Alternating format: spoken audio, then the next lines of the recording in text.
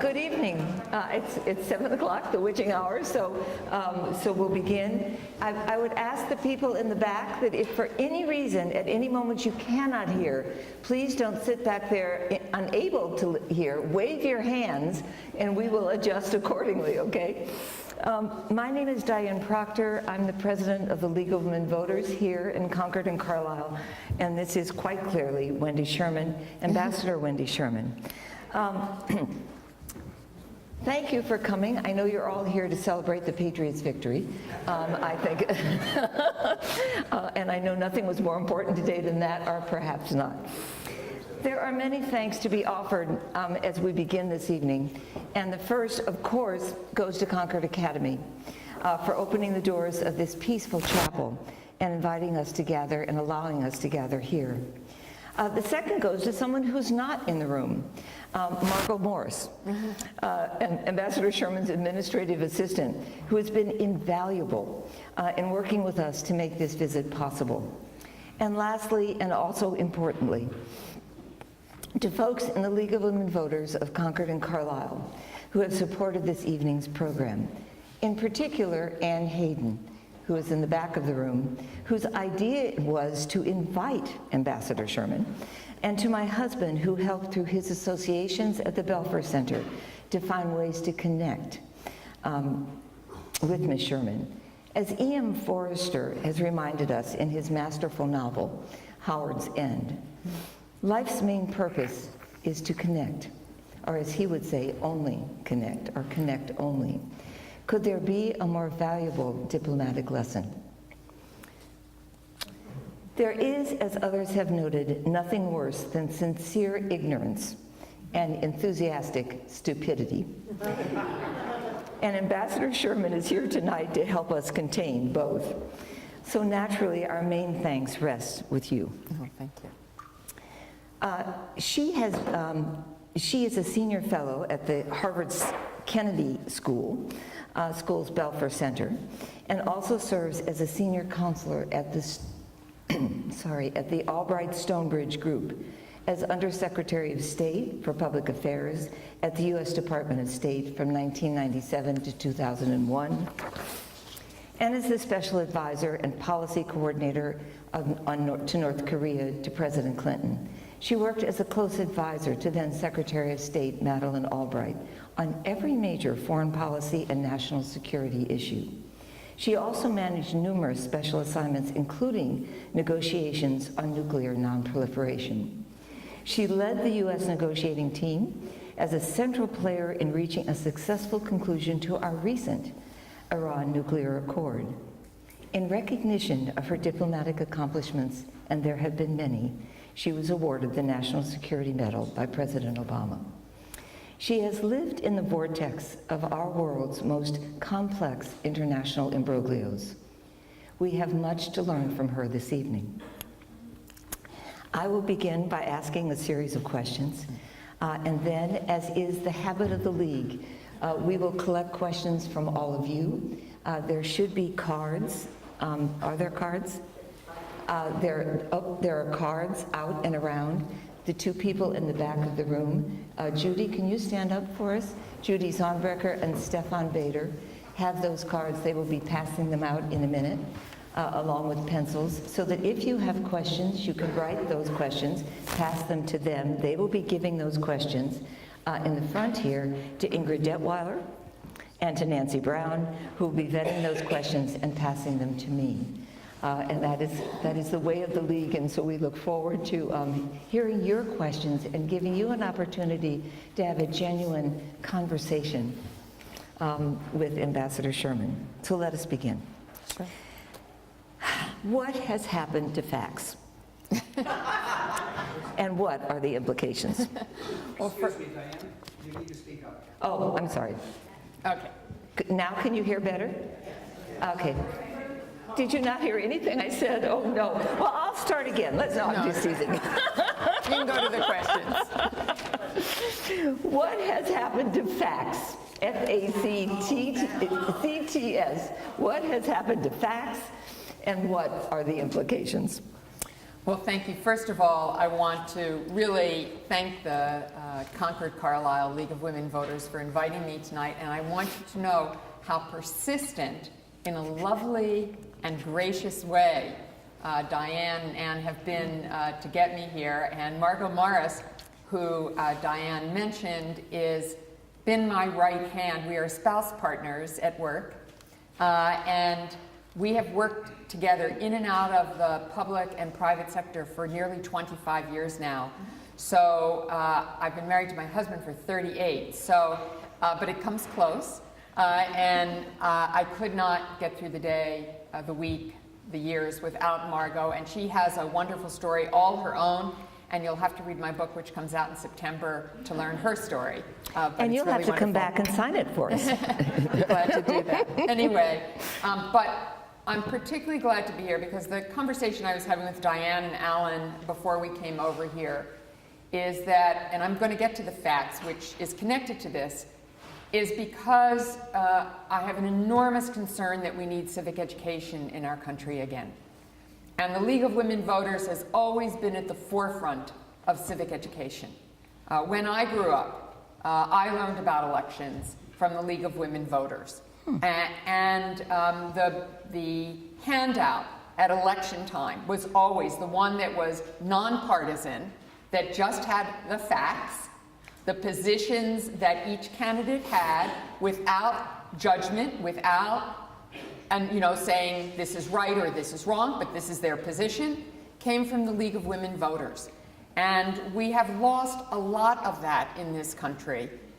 When I grew up, to the young people out here who came this evening, which I'm really grateful for, because the country and the world really belongs to you, not to me. It's yours.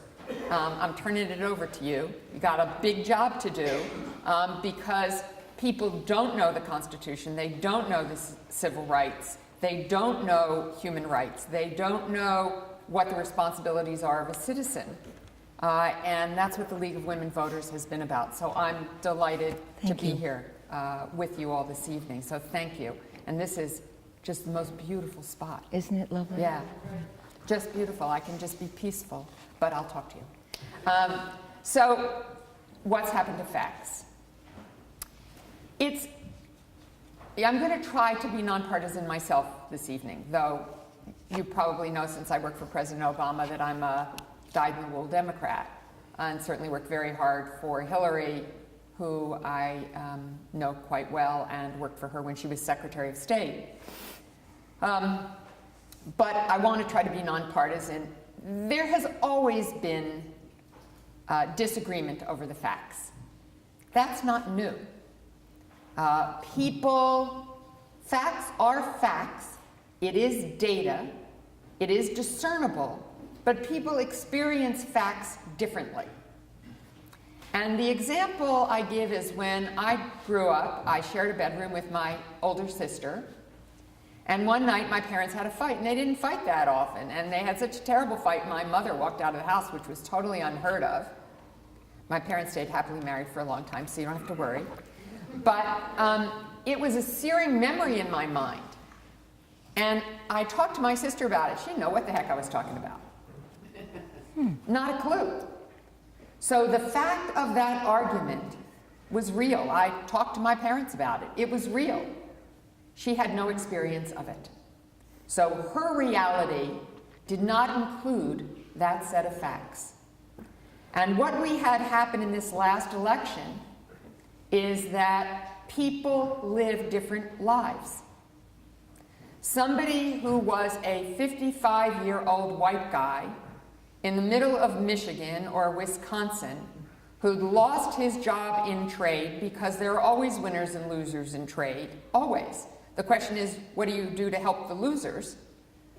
That guy who'd lost his job and now was told to learn how to be a coder, and in 2 years he'd earn half of what he earned on a factory line, and he had to put his 2 kids through college, and college was now $30,000, $40,000, $50,000 a year, and his health care premiums were going up, and he wondered who the heck had his back.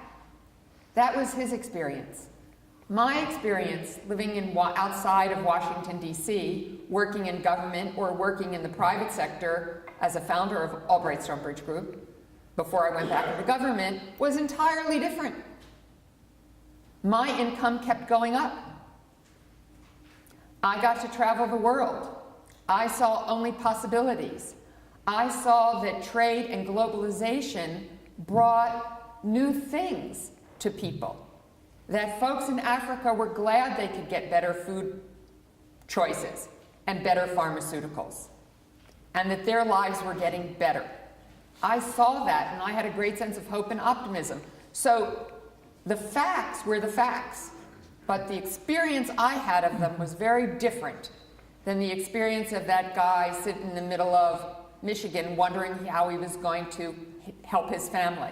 And to add to that economic reality is modernity and social change. In 2002, the Pew Global Attitudes Project, which my husband helps run, surveyed 44 countries.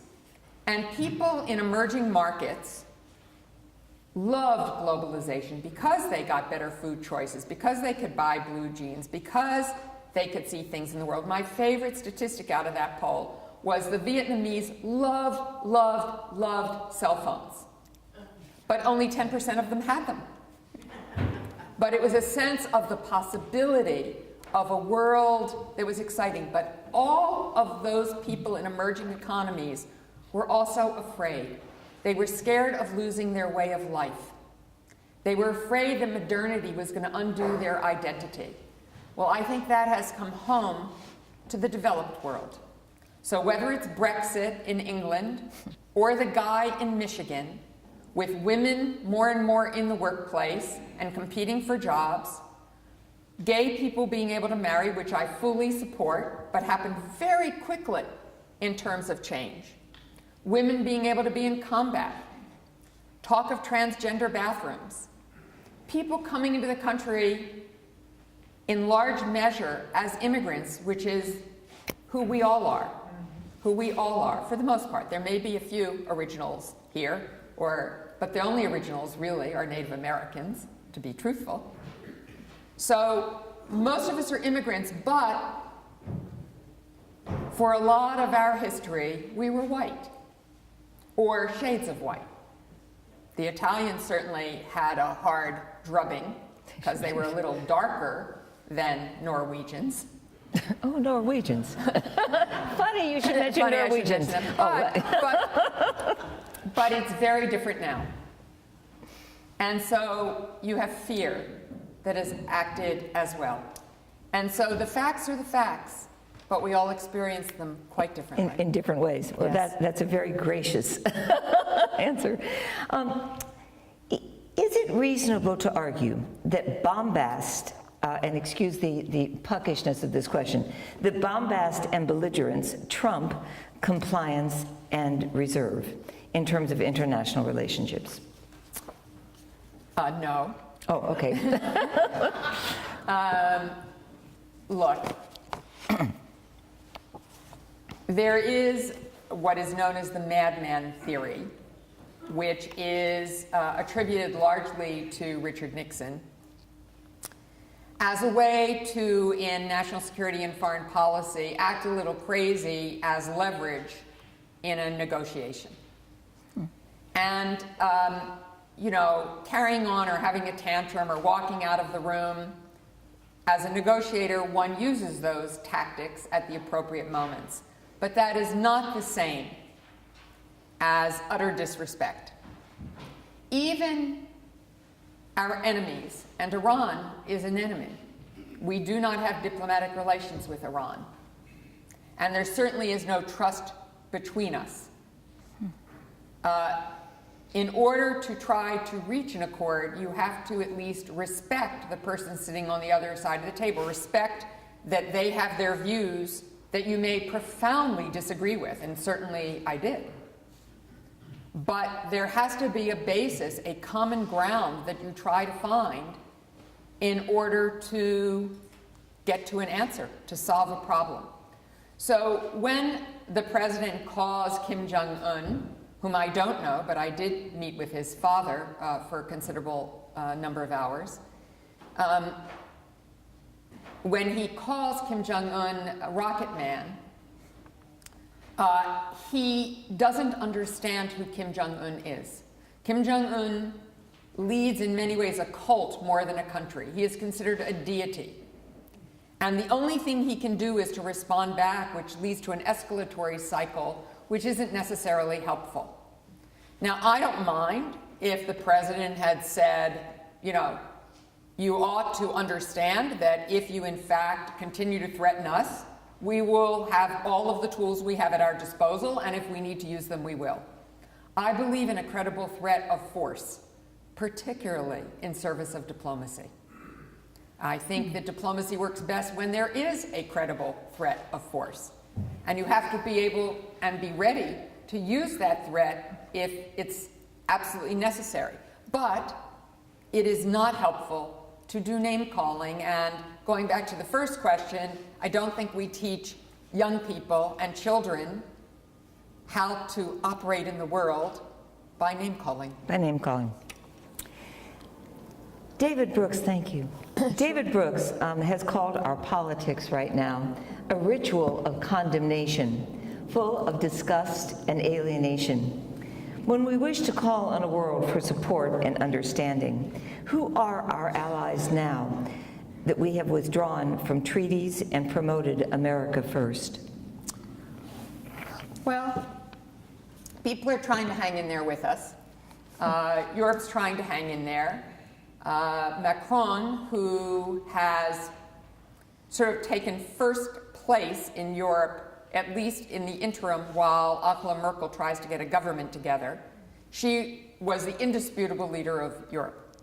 Though she will only ever go so far, because given Germany's history, and German chancellors' understanding of their history, the history of Germany is now part and parcel of being German. It infuses everything in German decision-making. So Merkel was never going to be the world leader we might have hoped her to be, but she certainly was the leader of Europe. She has had to step back because she doesn't have a government. She's trying to put one together. There was a vote last Sunday that helped her, and so we may get to the right place where she can remain in some semblance. But Macron, who really pulled off a political miracle in France by creating a party out of scratch, and not only winning the presidency, but taking over the legislature as well, decided he would try to woo the President of the United States. So he brought him to Bastille Day and put on a parade and took him to the best kind of food and had fireworks, literally, at night, and just wooed the heck out of him. But even Macron has wondered what he's doing and who he's dealing with, and as you know, has just said that he was appalled by the comment the president made about African countries and Haiti, etc. But he's still going to pursue having a relationship with him. So Europe is still trying, but with great difficulty. And the president, as you know, had hoped to go to Davos.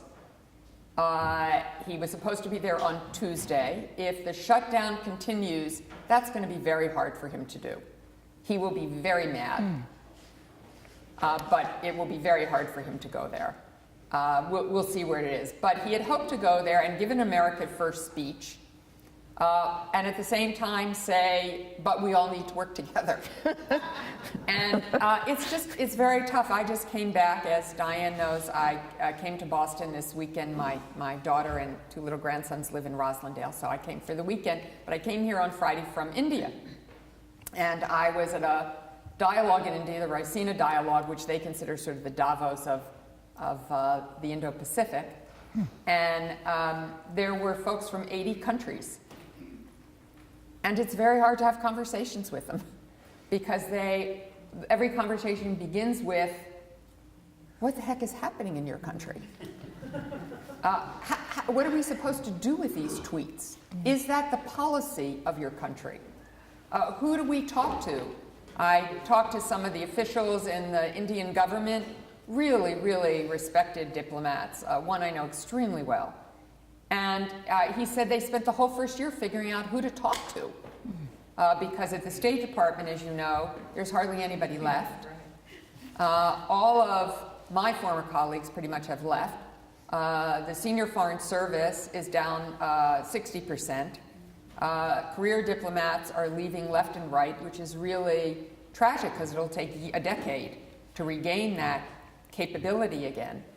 So it is a tough time for us. But people are trying to hang in because they still know that the United States of America is a great country, that we have the strongest economy in the world, which is true. We have the strongest economy in the world. We have the most powerful military in the world. And until recently, we had the strongest set of values in the world. And I think the American people still do. Still do. Yes. That is reassuring. Let us hope that they can persevere and stick with us. 1981 marked the first time Seoul, Korea hosted the Olympics. That event marked a cooling of tensions, a momentary cooling of tensions between North and South. Once again, we find the Olympic Games providing, as the New York Times reported, the most dramatic gesture of reconciliation between them, meaning the North and South, in a decade. As the North and South march behind a, quote, unified Korean flag, what are the implications? Would the United Korean Peninsula be an asset or a threat to the United States? Does the United States have an interest in reunification or the reverse? Well, I'm very glad for everybody attending the Olympics that these meetings have happened and that the North Koreans are going to participate in the Olympics because it will assure a sense of security and stability for the Olympics. And I certainly want them to be successful for South Korea's sake. And as you all probably know, we have 28,000 American soldiers in South Korea. There are probably 200,000 additional Americans who live in South Korea and tourists who are there all of the time. So besides being worried about the people at the Olympics, the South Korean population, I worry about the Americans who stand guard for us in South Korea. So I think it's good for the Olympics. I think, however, it is very dangerous for the long term. The North Koreans did this not out of their love for the Olympics. They did this to assert their authority, to assert that they are the big country and South Korea is the little country. When the Korean War ended, it did not end with a peace agreement. It ended with an armistice. And that armistice was signed by the United States and China. It was not signed by the Koreas. It was decided quite arbitrarily, because that's where the troops were at the time, that it would be divided at the 45th parallel. At the time, South Korea was a basket case. North Korea was the more prosperous. That is obviously entirely the opposite now. If you look at a satellite picture at night, there are no lights on in North Korea, barely a light, and South Korea is completely lit up. South Korea is an extraordinary country, what it's accomplished in 55 or so years. Just amazing. And North Korea, outside of Pyongyang, during the famine in the 90s, and even to today, people lived on grass and leaves. And there's an entire generation out of the 90s who are literally stunted in growth and stunted in intellectual capacity. So it is a terrible place. There are gulag-type concentration camps and labor camps. It is a truly horrible place that none of us would want to live in. As I said earlier, it's more of a cult than it is a country. And Iran, the former Soviet Union, have nothing on North Korea in terms of cutting off access to the outside world. The only television is what the government pipes into your house. Every single person wears a pin that's a picture of Kim Jong-un or his father or grandfather or two of them. And if you are caught without that pin on your lapel, you can be shot. Kim Jong-un, in fact, shot his uncle right after he was elected. You all know he poisoned his half-brother in the Malaysian airport. His father and his grandfather were equally awful, but not quite so public about it. And he did that to assert his power and authority.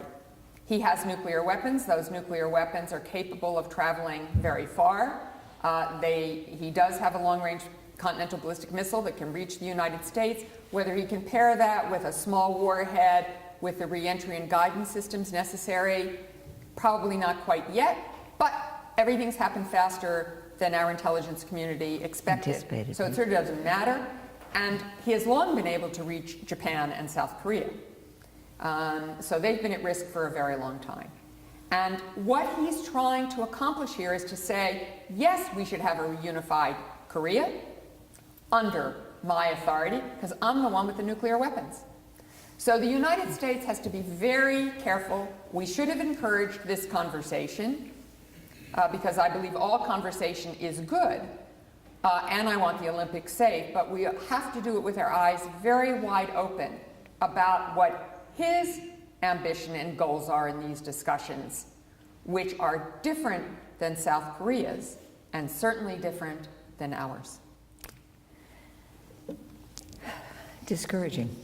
Well, complex. Yeah. Complex, very complex. As you've mentioned, you've just returned from another hotspot in South Asia, India.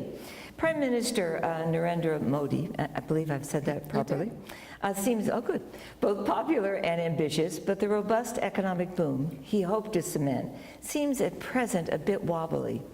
And perhaps that's ill-informed, but that's from the reading that I've been able to do. How do you see the U.S. and India's future relationship, and how should we work to assure a productive relationship with that country, an important one in the future? Hugely. By 2030, India will be the largest everything. It will be the largest country in population. It will be the largest poor population. It will have enormous wealth. It will have the largest middle class. It will have the largest cohort of young people and the largest cohort of old people. It is simply extraordinary.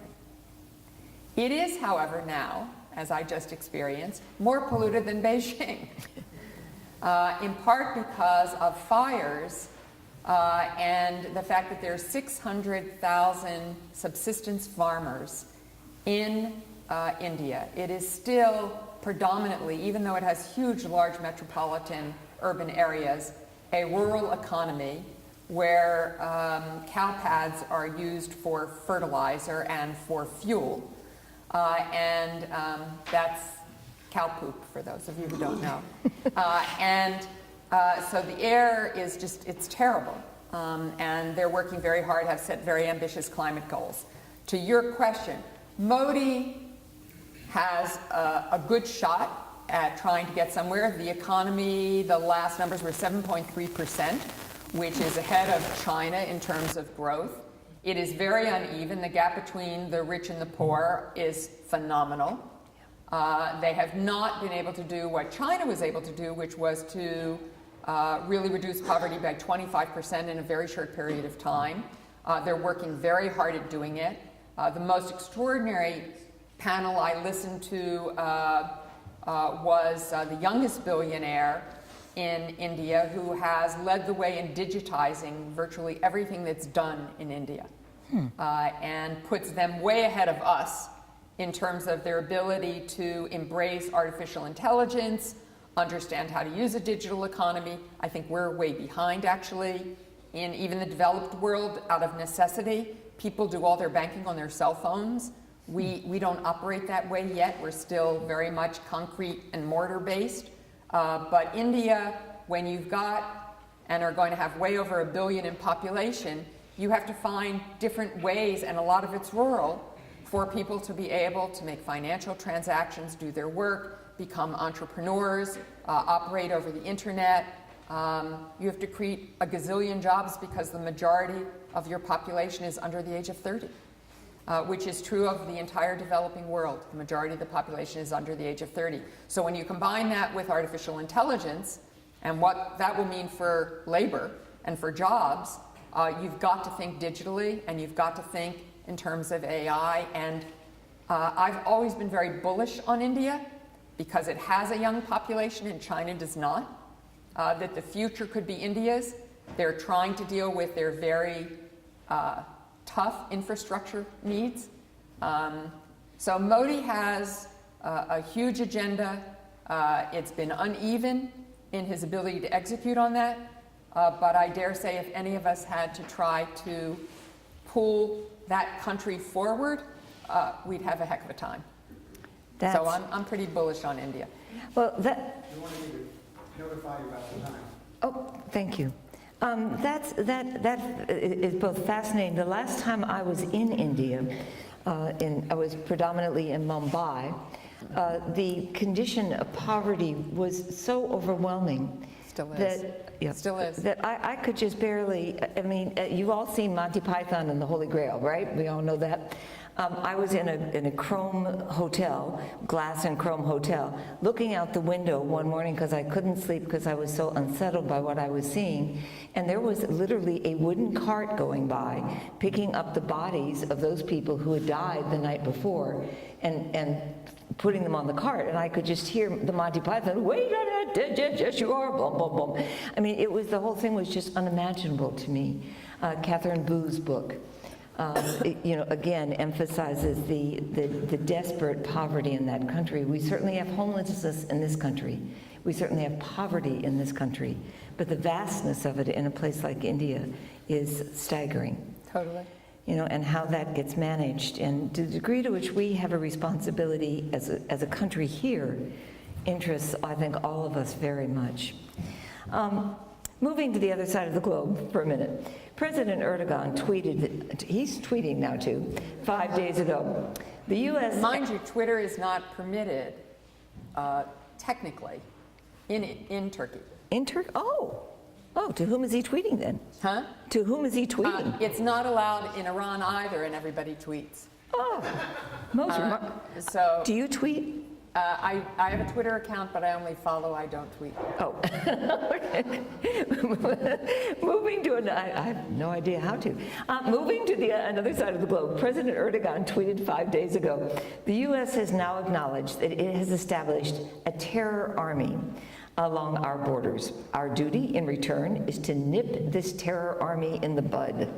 Then Turkey's defense minister said Friday, there's no turning back from this country's decision to launch a ground assault on the Syrian Kurdish-controlled enclave in northwest Syria, saying the offensive had de facto started with the sporadic Turkish military shelling of the area. On that same day, Secretary of State Rex Tillerson committed to an indefinite military presence on the part of the United States in Syria. Since the Kurds have served as important allies for the U.S., what should our next step be? This is really tough. I don't believe the U.S. government will step back from working with the Kurds along that border.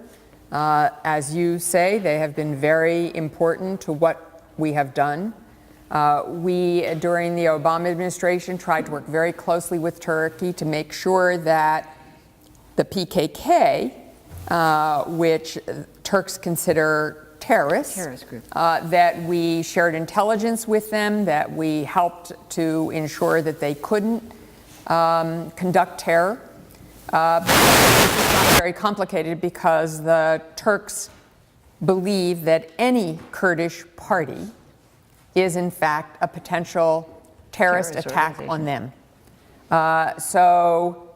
You all, I'm sure, are well aware that President Erdogan, that many of us had great hopes for, to lead Turkey into the future. And indeed, in his early years, he brought a lot of Turkey out of poverty and created a viable economy.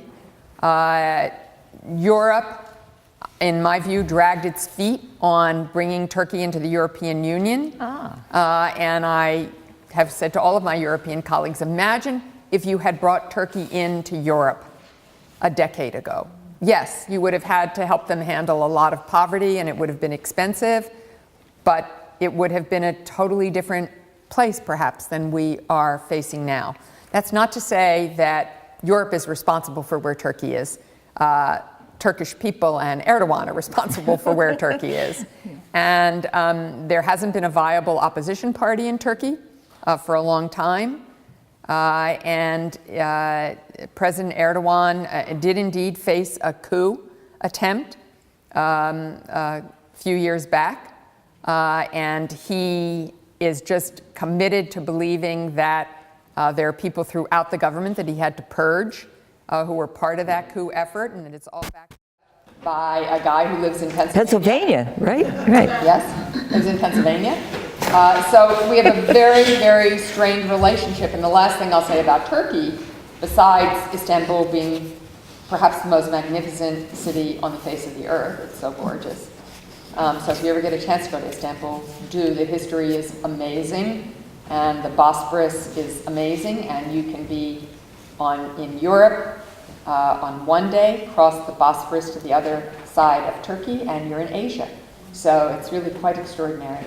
But be that as it may, Turkey is really challenged around human and civil rights and political participation, and Erdogan has become quite an authoritarian leader. So many questions and so little time. I'm going to compress two questions. Speaking of Syria, can we justify supporting President Assad as a future ally in Syria? What are the implications of dealing with a regime that exterminates its own people? And secondly, if you could compress this with a response to the decision to move, and I know this is a big geographical move, to move the embassy to Jerusalem. Yep.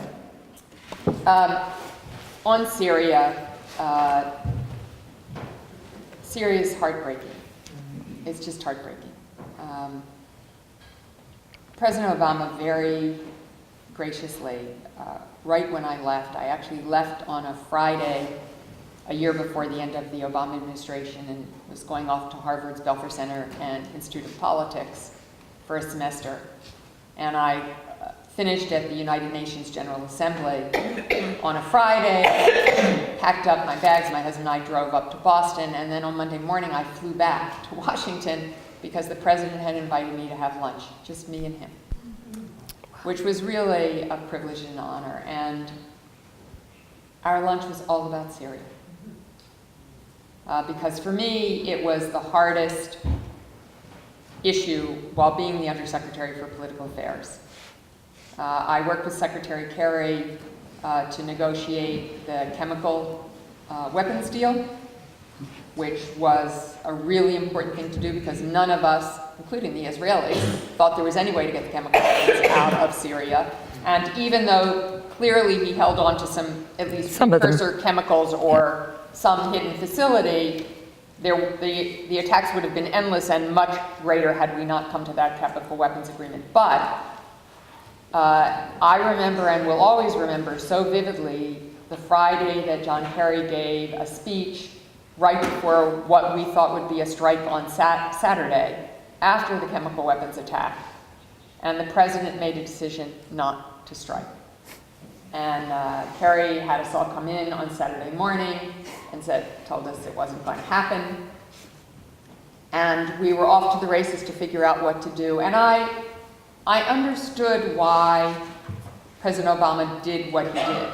I didn't agree, and he knows that. But I understood it because he had been elected to get us out of war, not to get us in them. And he thought that if we began, it was a slippery slope. The Congress was not behind him in engaging in Syria. Our hearts, and a lot of the hearts in the country were, but in terms of using blood and treasure, not so much. So I wish we had taken more action. I wish we had done a lot of what we did ultimately much sooner. I'm not saying it would have made the difference, but it might have made the difference. I led our team for a while in negotiations with Lakhdar Brahimi and the Russians to see if we couldn't build on the Geneva Agreement to find a political solution and a transition that would mean Assad would go. That was like beating your head against the wall. And I don't think that Assad should be the president of Syria, of course not. I think, however, it is going to be very difficult to dislodge him. So, Oh, is do we accept him as a No, I don't. partner, or do we acknowledge him, or do we? Well, I don't think we accept him as a partner. Yep. And I hope that in the end there will be a political transition. Otherwise, there will be ongoing disasters in Syria. And we don't want Russia and Iran to control the territory, because that is not in our national security interest. And as to moving the embassy to Jerusalem, my problem with what the president did is he did it in a vacuum. It wasn't part of any strategy. It wasn't, you know, he's the great negotiator. Right after he was elected, I was in Dulles Airport, which is where I am often. Negotiator or deal maker? What's the difference? Oh, Deal yeah. maker. And I picked up a copy of The Art of the Deal because I thought, gosh, I better understand how he does deals. Well, you know, building a building is just not dealing with Assad. It's just not. If you can't build a building, people go live someplace else and you build the next building. If you can't get a deal with Iran to keep them from having a nuclear weapon, you endanger the security of the United States of America. It's just not the same. And I don't think he's totally absorbed that yet. So it was a total lack of understanding. He gave away something at the beginning of a negotiation, at the beginning of making a deal. You don't give that away at the beginning. I don't know what you get for it. Look, I am a huge supporter of the State of Israel. Much to my surprise, at the beginning of the Raisina dialogue in India, there was the Prime Minister of Israel. He was there on a state visit, and he spoke at the opening session of the dialogue. And I was sitting in the VIP line of chairs, and he came by and kissed me hello. And he said, I didn't expect to see you here, because we had a very, as you can imagine, over Iran, a difference of opinion. So I said, and I didn't expect to see you here. So it was all very cordial. But I don't understand what President Trump thought he got out of that, except domestic politics. And domestic politics, for good and for ill, drives a lot of what happens in national security and foreign policy. And in this case, I don't think it's to the good. It's to the good. I think we now, thank you. I think we now have some questions at the ready. Many questions. Many questions. Thank you all so much. First, many have identified the environment as the #1 problem. What would you advise to address this issue as fast and as effectively as possible? I don't think there's any question, but that in terms of the long-term viability and security of our country and every other country in the world, climate is the #1 priority. It already has had a staggering effect in the developing world. I think that, you know, there are differences, but the extremes that we've had in our own climate this year, the terrible storms we've had, the hurricanes, you know, whether the intensity and severity is because of climate change or not, I sort of think logic would tell you it might be. So it is #1 priority for India. Sure is. Is climate. China. And for China. And one of the things I think is so spectacular is Pledge America, which has been put together in this country that towns and cities and states have signed on to carry out the targets that President Obama set, even if President Trump has withdrawn us from the Paris Agreement. I think what is being done all over the country in Massachusetts, Governor Baker is a Republican, but he is right there on climate. Certainly, Jerry Brown in California is a world leader on climate. So we've got a lot going on, which I'm very excited about. It's all good. All good. We're going to do it. We're going to do it no matter what happens in Washington. So regardless of national policy, there is you suggest that there is a movement amidst all of us that will motivate this and provoke Look, this change. has happened from the ground up anyway. Anyway, right. It's about changing the way we live in our environment. The choices we make and the way we live. And the choices we make. And so the fact that it's happening in towns and cities and with companies that have signed on, I mean, you know, Secretary Tillerson must be having a hard time because ExxonMobil had signed on to the Paris Agreement. So, because he knows where the world is headed. Yeah, he sure does. China is going to eat our lunch on renewables and new jobs in wind and solar and hydro and every other kind of new technology. Well, actually, that plays right into the next question. To what degree does the U.S. risk yielding world economic and moral leadership to China? Yes, there's absolutely a risk. I don't see it happening tomorrow because we are who we are. We are not just our leader. The day after the election, I was as devastated as everybody else that are friends of mine. And not everybody here might have been as devastated as I was, but I was. And I wrote a letter to everybody at Albright Stonebridge Group, and there are a lot of young people who work there, and said, you know, that I am a member of the Jewish faith. And when there is a death, we sit Shiva for 7 days. We mourn. And then you have to stop, and you have to move on with life. And we have a burial within 24 hours. Because you bury, you mourn, and then you get back to work. You get back to life. And it's a year's mourning in some ways because you unveil the tombstone a year later at a ceremony, but nonetheless, it is that, yes, death has a place in life, but life is life. And that after we mourned what happened in the election from my point of view, and even if you aren't mourning, if you were for Trump, that we all have to get up the next day and find whatever passion we have and go to work. Because that's who we are as a country. I came of political age during the 60s. It was a terribly violent time. 5 major assassinations, 3 civil rights leaders, a president and a possible president. We had bombs in New York townhouses by the Weathermen. We had violence on Kent State and students killed. It was a terrible time. But out of it was born the civil rights movement, the women's movement, changes in our laws that were extraordinary and moved us forward. So this is, for me, a very tough time, one I find very difficult when I travel the world. But it's not who I am, it's not who we are, it's not what our values are, it's certainly not what the League of Women Voters is about. And so I believe America will prevail. Will prevail. Yes. I so hope you're right. Thank you. We're changing piles? We're going to go this one first. Okay.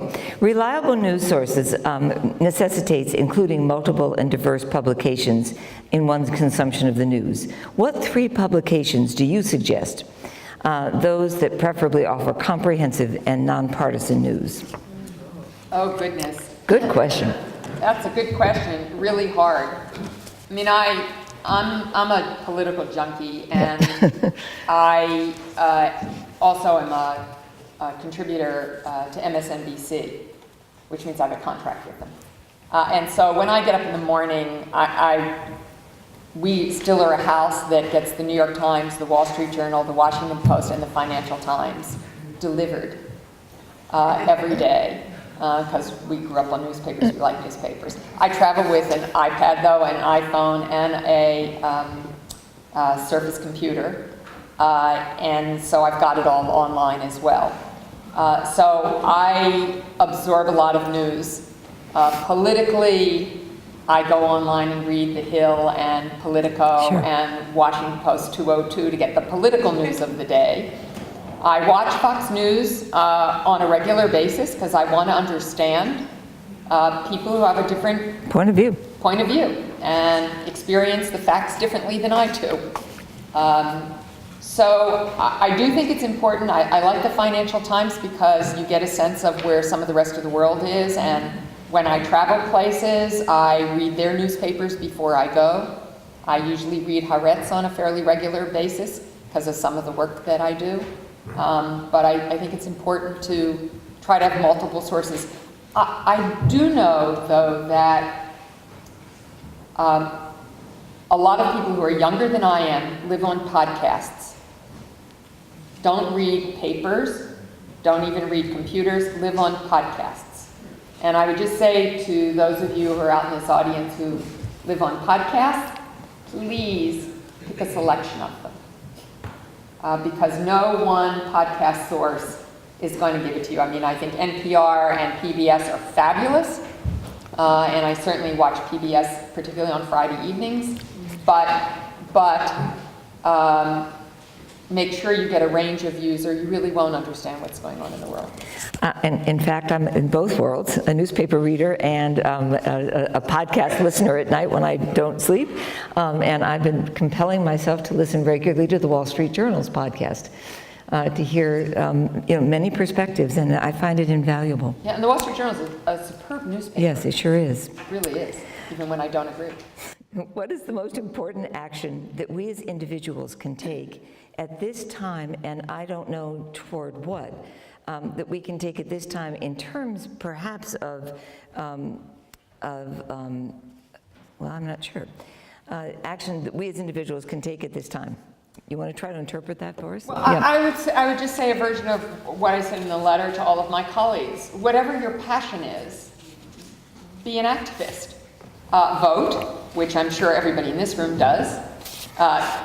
Grab 10 other people and get them to the polls, whoever they're going to vote for. Get elementary schools and middle schools and high schools to teach civic education because we are bereft of it and need it badly. So people understand what their responsibility as a citizen is.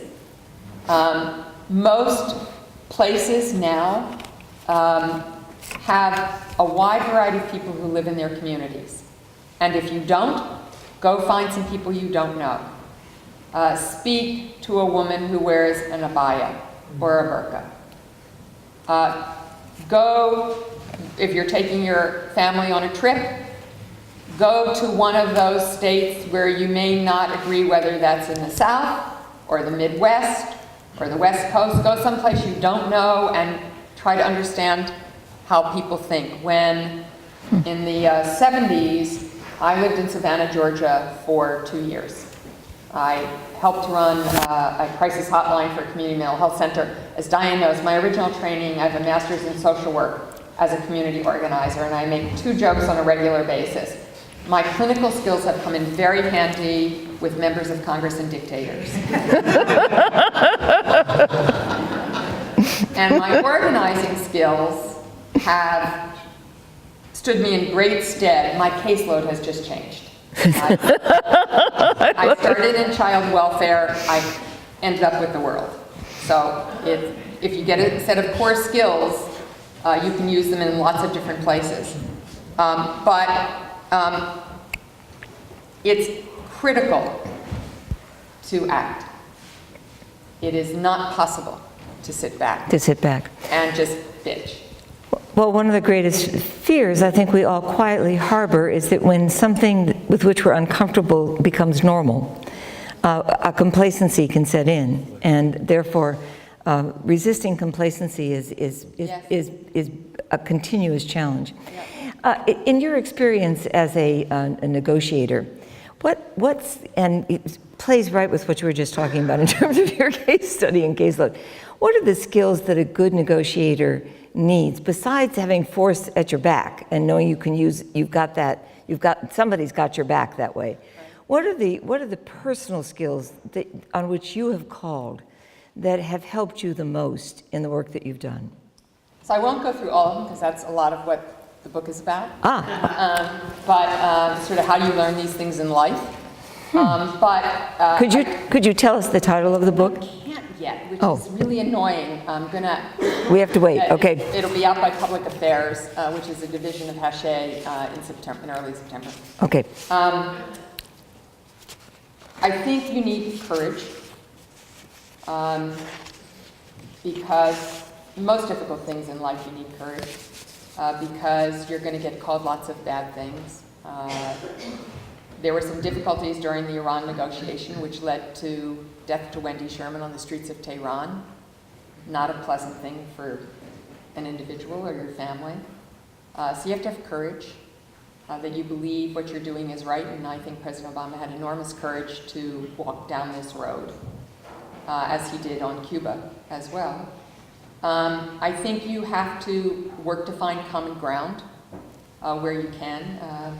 A quick story I can tell on that is that because I was negotiating with Iranians, and they were all men, very unusual negotiation. The negotiation was, in the end, a lot between the United States and Iran, in part because Secretary Kerry put in the time in a way that no other foreign minister could, and Secretary Moniz, and because at the end of the day, because we are who we are, it's about the United States. But it was the P5+1, the 5 permanent members of the Security Council, plus Germany, coordinated by the European Union, and the High Representative of the European Union was a woman. Her deputy, Helga Schmidt, who did a lot of the day-to-day negotiating the same way I did it for the US, was a woman. So it was very unusual to have, in essence, 3 women leading this effort. But I couldn't shake hands. And in negotiations, you know, being able to shake hands is sort of an introduction to each other. And so what you do is, as a woman, sort of, you know, go like this. It's a little bizarre. So I was standing with my Iranian counterparts, Abbas Araghchi and Majid Ravanchi, somewhat early on. And I started up a conversation telling them that I'd grown up around Orthodox Jews, and I couldn't shake their hand either. And explained what the Jewish religion says about orthodoxy and shaking hands. And so we had this bizarre conversation, but it created common ground. And Abbas Araghchi and I both became grandparents during the negotiation. So we would share photos of our new grandkids. And that created common ground. You have to have a phenomenal team. None of this happens without a phenomenal team. And although people know about Barack Obama and John Kerry and Ernie Moniz, and they may know a little bit about me, I had a core team of 15 extraordinary professionals. And we were backed up, this is just the United States team, we were backed up by literally hundreds, thousands in the US government. At the end of the negotiation, our nuclear labs had their best people on 24/7 because we were in Vienna. And if we had to do a calculation, if we had to know whether the terms we were putting together would get us to where we thought we were going, we had to have our nuclear labs do all of the very sophisticated calculations. So you have to have a team and norms for that team, which won't go in here. You have to understand your power. One of the best things Madeleine Albright ever taught me, which she learned when she was the ambassador to the UN, is that I wasn't Wendy Sherman. I wasn't a woman. I wasn't a Jewish American. I wasn't an American. I was the United States of America, which comes with a heck of a lot of power. And so you have to be ready to use it. You have to persist. This negotiation, the real depths of the negotiation took nearly 2 years. The Europeans had been negotiating with Iran for over a decade. You have to be ready for loss of control, which is pretty much how life is, and know how to pick yourself up and move forward when things don't go the way you want them to. So there are lots of elements to this, and you have to, of course, learn your topic. I'm not a nuclear physicist. I never want to be one. And I had to have experts who were, but I had to learn enough so I knew what to do. And I had great teachers who I relied on throughout. Of the 15 immediate Americans who were surrounding you, how many of them depended upon English as their primary language in terms of interacting with other people? Because I presume that was part of their role, was to interact with many other people. Or how many of them were linguistically agile, sophisticated, and could pick up, various linguistic hints and the subtleties that knowing a language well, only knowing a language well, provides? Right. So all of the negotiations were done in English, which is part of what happened when Rouhani became president of Iran. When Ahmadinejad was president, I was also the negotiator then, but the Iranians would do Farsi, we would do English. It would all be set pieces. It was ridiculous. Never got anywhere. It made the P5+1, however, very connected. We got to know each other very well during that period of time when we weren't making progress with the Iranians, but we got to know each other. So when the real time came, we were a really close team. Lived through a sandstorm in Baghdad together, all those good things. Bonjour. But even though they were all in English, my deputy towards the end, a great guy named Rob Malley, who's now president of the International Crisis Group, really a phenomenal professional, grew up in Paris and spoke fluent French. And I love the French, but they're not always the easiest. So we anointed him the French whisperer. And even though the French delegation spoke perfectly good English, when we were having a particular issue, I'd say, Rob, go talk to them. And he would talk to them in French, which was much more fluid, and he could say things in French that I think he probably wouldn't say in English. So we had people on our team who could speak German. We did not, we had someone who knew some Russian, but not a lot, and the Russian, my Russian counterpart, Sergei Ryabkov, is a superb diplomat, and his English is the English of someone who has learned English thoroughly as a second language. His grammar was better than mine, and we would often jokingly turn to him as we were working English, and then the British would intervene and say, no, excuse us. We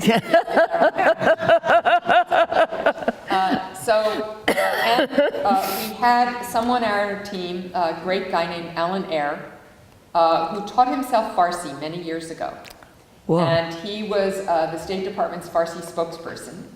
And his job, literally, all day, was to read the Farsi press, tell me what was going on, what was being reported on Twitter in Farsi, on their press, there was lots of Persian press that were present at every round of the negotiation. He talked to all the journalists. He could do interviews in Farsi.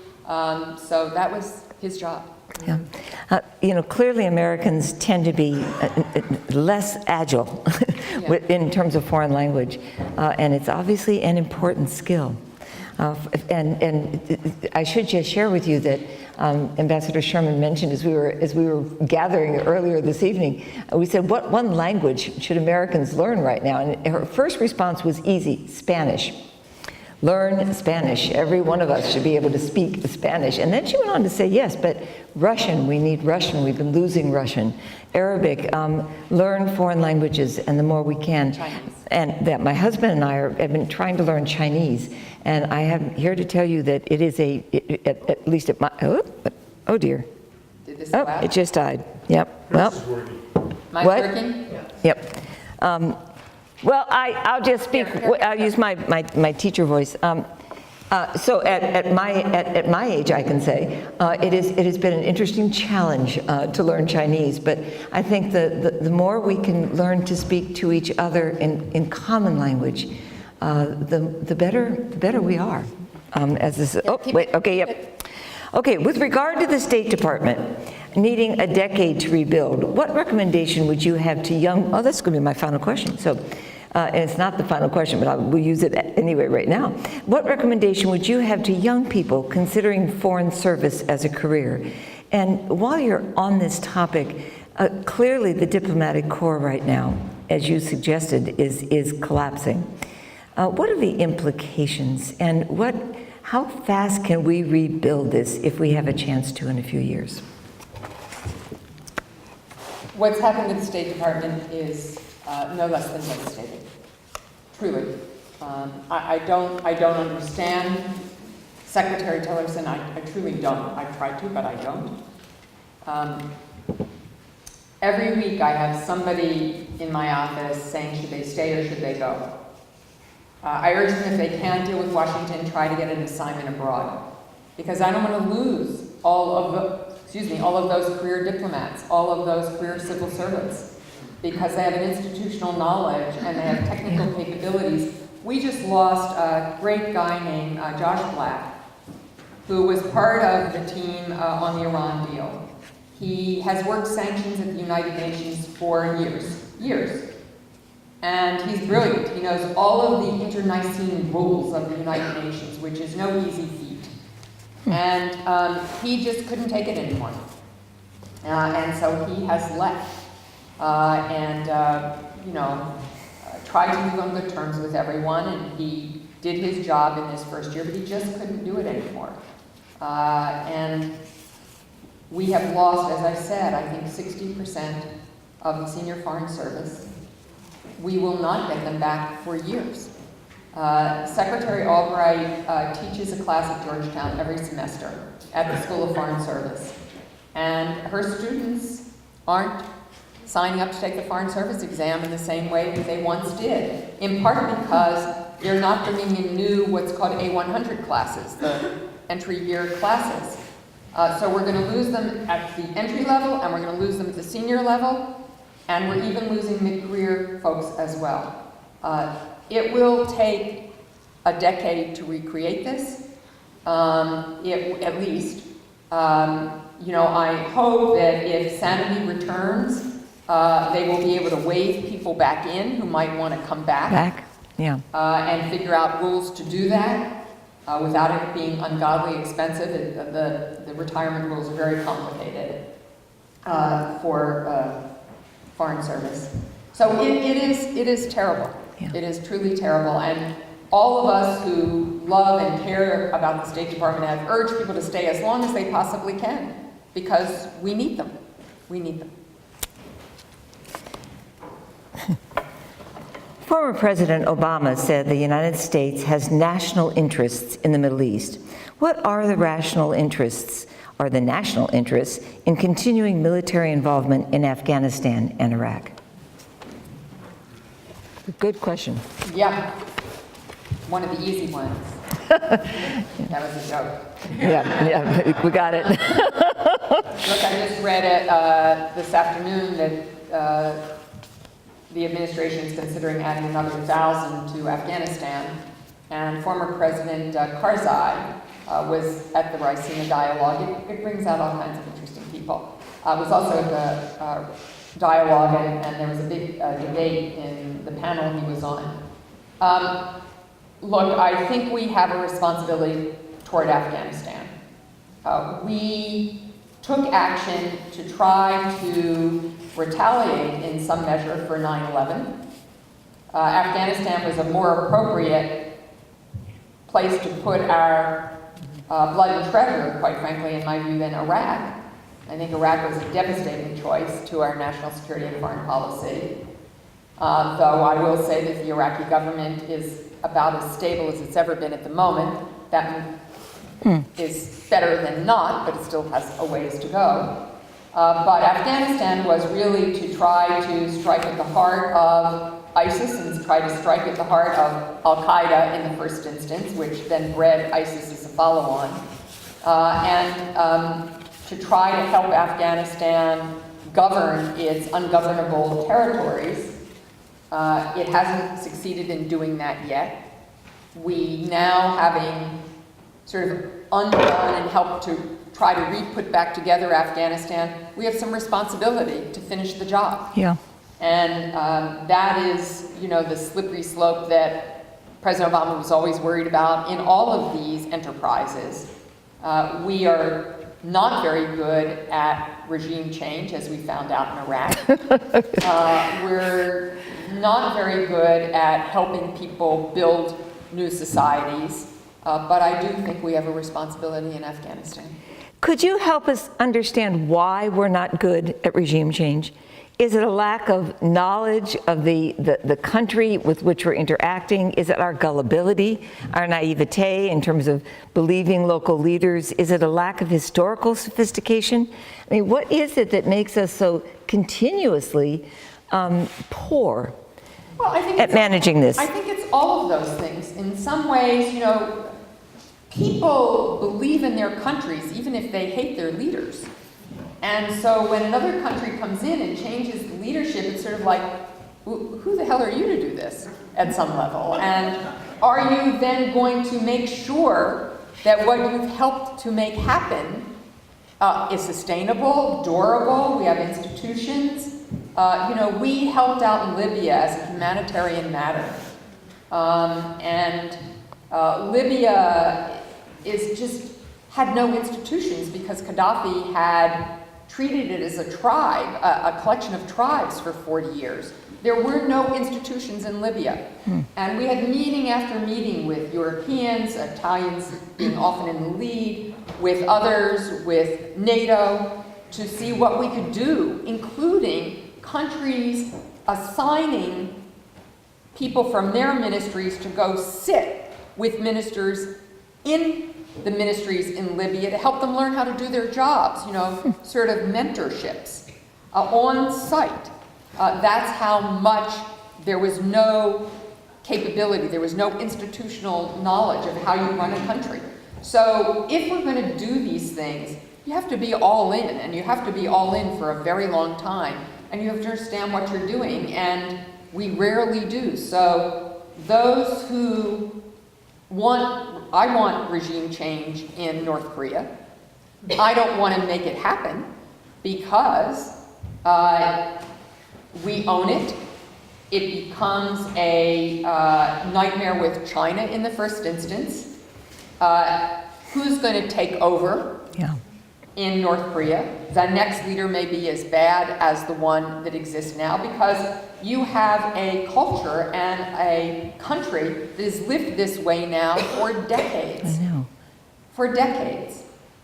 And because there's been so little of people coming in and out, they don't know what they don't know. And believe that anything good that comes to them comes from the leader. So it's all the things you said, Diane. So I'm not saying there is never a moment to have that happen. I think we did not enter World War II early enough as a country. I understand why we didn't. And it took Pearl Harbor for us to finally do what we needed to do. I don't think we should have allowed that genocide. I know that President Clinton, to this day, regrets Rwanda and not having done more because of the genocide there. But these are hard decisions to make because you have to be in it and all in it and for the long haul. And that's a big commitment on behalf of the people of this country. Oops. Thank you for that very lucid response. For those of you who've not read The Orphan Master's Son about Korea or have not read, I'm sorry to tell you, but Tomorrow I Will Die by Philip Gurevich on Rwanda. Those are two remarkable works that have, at least in my personal experience, helped me to know more than I might have known by vast reading of just newspapers and other materials. What role will increasing scarcity of essential resources, food and water, play in global both migration, trade agreements, and spheres of influence? More wars will be fought over water than oil. food security is a profound problem made worse by climate change. People have been looking for the next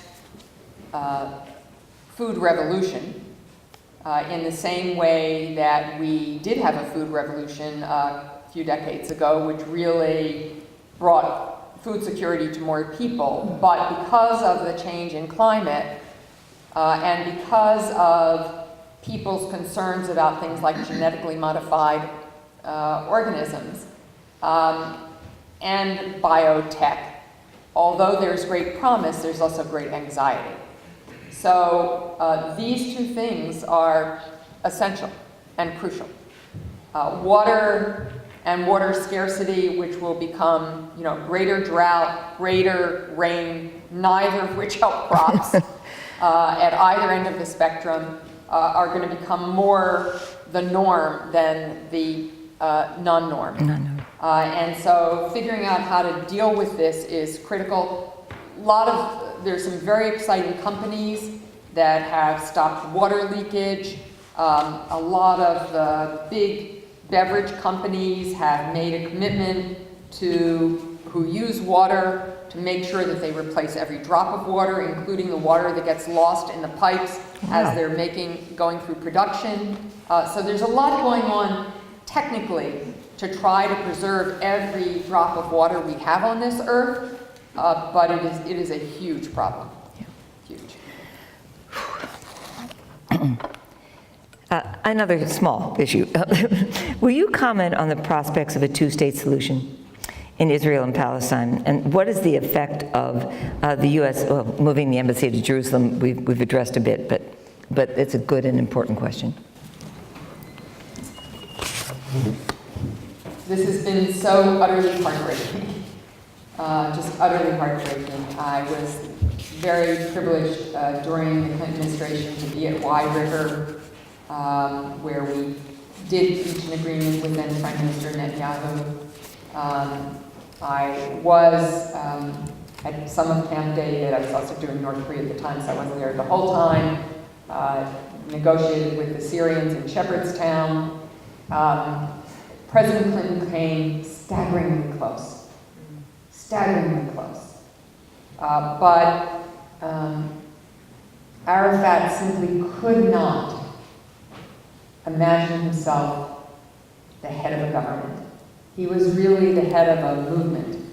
And he could not make the switch. And I think President Clinton would say that he should have probably spent more time with the Gulf states to ensure that Arafat had support. Because I think Arafat was afraid to take the lead without knowing that the rest of the Gulf states and Egypt would support him. And so I do think it's important to build those relationships in order to have a sustainable and enduring peace. And I think the Arab Peace Initiative, although it wasn't the be-all and end-all, was an important thing to have happened. I know that people have said very good things about Mr. Greenblatt, who has been President Trump's sort of day-to-day envoy, that he started out doing all the right things, meeting with all of the parties, getting to know them, being very respectful of all the parties.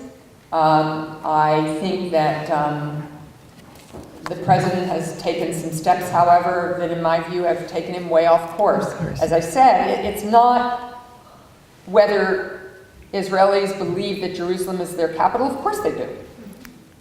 But the Palestinians had hoped that East Jerusalem would become their capital, and that there would be a way to deal with the borders of a Palestinian state. So, as I said earlier, giving it away before you had a negotiation underway made no sense. There is a growing movement in Israel to a one-state solution. That just scares the heck out of me, because I don't quite know how it works, and the Arab population will overwhelm the Jewish population very quickly. And you cannot have a secure state, which is a Jewish state, where the majority of the citizens over time feel like they're second class. It just won't be sustainable. So I don't understand it. I I don't understand what Jared Kushner, who's the president's formal envoy, has in mind. I'm rather depressed, gloomy about the whole thing. Abbas, in reaction to He's it, very upset. very upset, but also hasn't helped his case either. And everything is becoming all about Iran as the country that's making everything go wrong in the Middle East. Iran is certainly a player doing malicious things in the Middle East. I don't have any question with that, and we ought to be tough with Iran on that. But that's not what the problem is between the Palestinians and the Israelis. And I hope that the president recommits to a two-state solution and that we can do whatever we support. At the end of the day, it takes me back to what I said about courage. If leaders don't have the courage to make something happen, it won't. And you can, there is ripeness that is necessary, and timing is crucial. It doesn't look like this is the time. Terribly painful. This is our final question. Before I ask this question, I want to thank you all for the wonderful questions that have come forward from the audience. They've been really extraordinarily helpful and wise, and so thank you very, very much. How do we establish civil discourse in this country, and not just among ourselves, but really internationally? I sometimes wonder whether the fractious nature of our present society is a reflection of what's going on fractiously in the world, or whether the world has affected us. I don't know where the synergies are that lead from one to the other. But how do we begin to repair this? How do we act? And what and how do we repair those relationships? So I'm not a particular fan of Davos because I think it is the elite where the elite meet and greet. But their theme is how you create a shared world in a time of fractures. Those fractures are everything from the urban-rural divide to the young and old divide to the fact that, 1% of the population has the wealth of all the rest of the population, the income divide, the climate divide, all of these fractures are happening all over the world. And I don't think it gets you anywhere analytically to say whether it was the chicken or the egg. I think we are where we are. The world sees a lot of divides. Part of it is the acceleration of change, the acceleration of technology, the acceleration of everybody being able to see how everybody else lives. It's one of the hopes. It's one of my hopes for Iran, whose majority of the population is under the age of 30. They are all on the internet in spite of censorship. They see how everybody else lives and they want those opportunities. And it's why in these last protests, there wasn't as brutal a crackdown as there's been in the past. And you even heard the president of Iran say, well, people have a right to protest. It was amazing, Amazing. And it's because the regime wants to survive. And they know that if they don't allow some air out of this bubble, it's going to burst in their face. My hope goes back to, and I guess my biggest message for tonight, to each one of us. It is reaching out and trying to understand somebody you don't understand. And even if you don't agree with their position, understand why they are where they are, why they feel what they feel, and try to solve the problems that underlie that. I wish our government was doing more to think ahead about AI. I'm very worried about that things will become more fractured because of artificial intelligence. Although artificial intelligence is going to bring tons of opportunities, particularly 10 years from now when I should no longer be driving a car. that the car will drive Or drive me. instead, right? So there's We're counting on it. all the immunotherapy that is coming out. Phenomenal changes in science and technology. But there are going to be losers in all of that. And we have to think and plan ahead. So, not to those of us my age, reach out and get to know somebody you don't know, whose point of view you completely disagree with. Get everybody to the polls. Insist on civic education in the schools. To the young people that are in this audience, I would say, this is your future. It's not going to be mine. It's yours.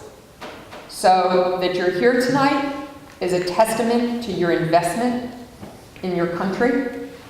So pick a passion, become an activist, look for opportunities. It takes a lot of energy, it does, but the return is great. The return is great. Build your families, build a community. You need them because you can't do anything without it. But find something and go for it. We all depend on you. I'm sorry we're handing you complexity, but we got to handle complexity too. So go for it. I know you've got it in you, and thank you very much. Amazing.